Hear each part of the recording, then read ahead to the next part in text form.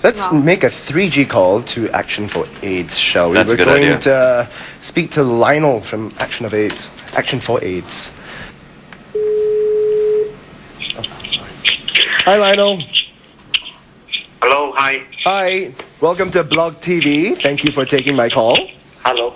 Okay. Yes. What do you think about the misconception that about AIDS in general? I mean, a lot of people, according to research findings in the newspaper, we're looking at, what is that, 35% believed homosexuals are responsible for the spread of HIV.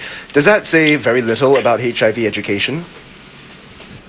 I guess it's the inability to address some of the, especially at school, in terms of school-based program, schools are unable to address issue relating to sexual identity, sexual orientation, sexual practices, because in the first place, the law does not permit 3778. What does the AFA stand on sexually confused teenagers? Where would you guys point them to for information? Teenagers, they can also look through the internet. In terms of mainstream, maybe school-wise, I think it's still very, very, very difficult for counselors, school counselors, to talk to teenagers about it, because it's still a taboo to talk about such issue, especially sexual orientation. So I guess community-based organization or BWO like AFA is a good way to start if they want to look for information relating to sex education. Thank you very much, Lionel. Now you heard what Lionel had to say. He gave you ideas of where you could go to get your information. Would you go there? In terms of just the internet, I really don't think so. I mean, honestly speaking, right, before they get all this information and stuff, I really feel that people should be open about it, because there's really no use of just getting information when people don't want to talk about it. I think it's not the person who's gay who should get the information, but the people around him who should get such information. Both, actually. We have, since 2004, right, MOE's introduced full-time school counselors trained to offer guidance and support to students, including questions about their sexuality. Yes. From last year, expanded this to conduct a 2-day course on managing gender identity issues. Is this a step in the right direction? Is this enough? 2 days? Well, it's a start. And we hope that the way in which it's taught is one that is respectful of differences. I mean, there have been workshops very often organized by conservative religious groups where essentially they proceed to demonize gays. And if that's the direction that it's going, then I'd rather they not do it. Let me bring up a video now. I'd like us all to listen to this, and then we'll talk about what we hear.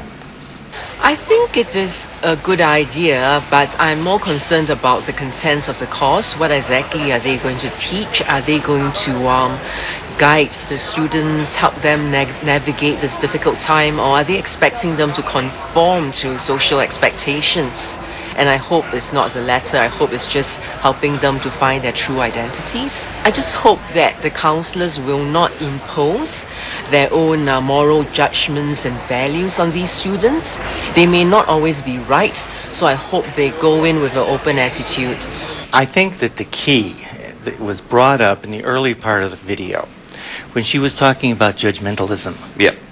In that the only way that you can effectively deal with these issues is to be non-judgmental. I think that before that happens, right, I think people should go for courses to learn how not to be judgmental, because we can just blatantly say, hey, don't be judgmental, but it still runs in a feeling. Totally agree. But even as a gay man myself, I can fall into being judgmental about other groups of people very easily. Maybe if we have a live example right in front of us.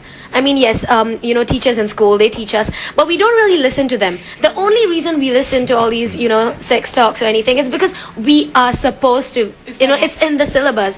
We are tested on it, and thus, yes, we are going to be tested, and we're going to learn about it. We're going to learn about HIV because we're going to be tested. So instead of a teacher teaching us, because if a teacher just opens a talk like, oh, let's talk about sex today, we're going to be like, yeah, okay, we're not going to pay attention. If my teacher is going to talk to me about homosexuality, I'll be like, okay, not sure, because she herself is straight. I mean, how can she talk about something she doesn't know? So you want a homosexual to teach you about homosexuality? Right. So what I think is, we if we have live examples, like literally gay men or people coming to us and telling us in classes, telling us about their life experiences and what they go through in life, probably we will be able to see it from their point of view, because we can't trust the people. I mean, if you're straight and you're talking to me about homosexuality, I won't trust you because you're straight. I mean, how would you know? Got it. Otto, would you do that? Would you go into schools now? Oh, I'd certainly do that. We will support you. Yes. Well, Alright. but I myself being just one person, I think there's a limit to how much I can do.